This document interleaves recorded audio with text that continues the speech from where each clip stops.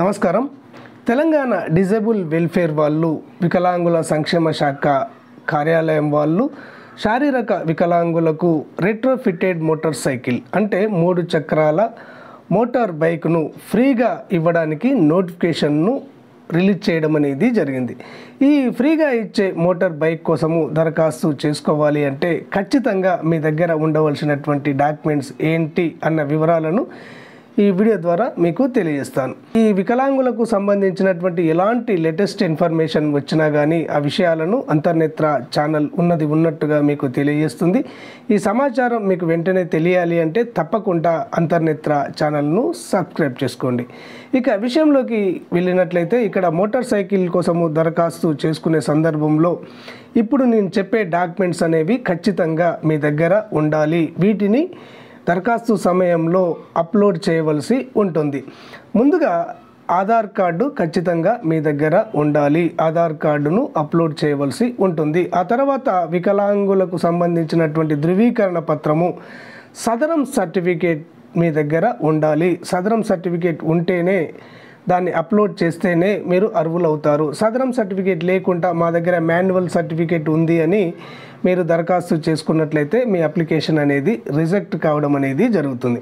అయితే ఇక్కడ మరొకటి ఏంటి అంటే ఈ రెట్రోఫిటెడ్ మోటార్ సైకిళ్ళు చదువును కొనసాగిస్తున్నటువంటి వారికి ముందు ప్రయారిటీని ఇచ్చి వాళ్ళకు ఇస్తారు. కాబట్టి ఈ చదువును కొనసాగిస్తున్నటువంటి వాళ్ళు తమ ఇన్స్టిట్యూషన్ నుంచి బోనాఫైడ్ సర్టిఫికేట్ను తప్పకుండా సమర్పించవలసి ఉంటుంది.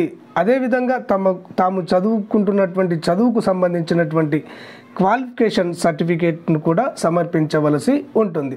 ఇక తర్వాత నిరుద్యోగ వికలాంగులు కూడా ఇక్కడ మీరు ఏం చదువుకున్నారు అని తెలియజేయడానికి మీ యొక్క క్వాలిఫికేషన్ సర్టిఫికేట్లను కూడా సబ్మిట్ చేయవలసి ఉంటుంది.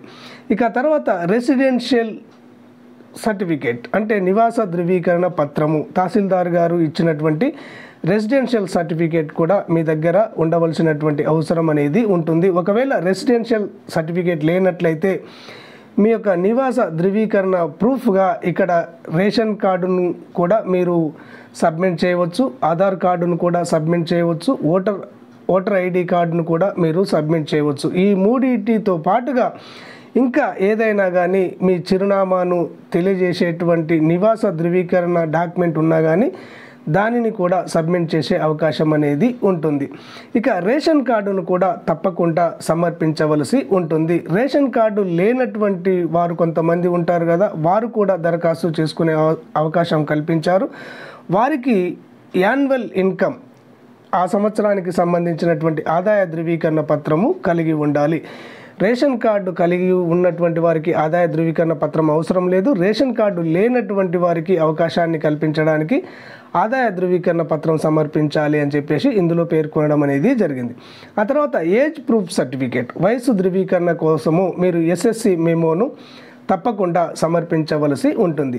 క్యాస్ట్ సర్టిఫికేట్ను కూడా సమర్పించవలసి ఉంటుంది. క్యాస్ట్ సర్టిఫికేట్ని ఎవరు సమర్పించాలి అంటే ఇక్కడ ఎస్సీ ఎస్టీ మహిళలకు రిజర్వేషన్ ఉంటుంది కాబట్టి కేవలం ఎస్సీ ఎస్టీ వాళ్ళు దరఖాస్తు చేసుకున్నట్టయితే క్యాస్ట్ సర్టిఫికేట్ను సమర్పించవలసి ఉంటుంది. బీసీలు కానీ ఓసీలు కానీ దరఖాస్తు చేసుకున్నట్లయితే వారికి అవసరం అనేది లేదు. ఇక చివరిగా అన్ఎంప్లాయిడ్ బాండ్ పేపర్ను కూడా సమర్పించాలి అని చెప్పేసి ఇందులో పేర్కొనడం అనేది జరిగింది. అన్ఎంప్లాయిడ్ బాండ్ పేపర్ అంటే ఏంటి? ఇక్కడ 100 రూపాయల నాన్ జ్యుడిషియల్ స్టాంప్ పేపర్ పైన ఇక్కడ నోటరీ తోటి అటెస్టెడ్ చేయించి మేము నిరుద్యోగులమే, మాకు ఎలాంటి ఉద్యోగము లేదు, మాకు ఆదాయము ఈ విధంగా వస్తుంది, మాకు ఇంత శాతం వైకల్యం ఉంది, మేము నిరుద్యోగులము కాబట్టి మాకు రెట్రోఫిటెడ్ మోటార్ సైకిల్ శాంక్షన్ చేయండి అని చెప్పేసి నోటరీ అటెస్టెడ్ చేసి వికలాంగుల సంక్షేమ శాఖ వాళ్లకు ఇక్కడ అన్ఎంప్లాయిడ్ బాండ్ పేపర్ను వాళ్ళు ప్రింట్ చేసి వాళ్ళు అటెస్టెడ్ చేసి సంతకం పెట్టి మీకు ఇస్తారు. దానిని మీరు సబ్మిట్ చేయవలసి ఉంటుంది.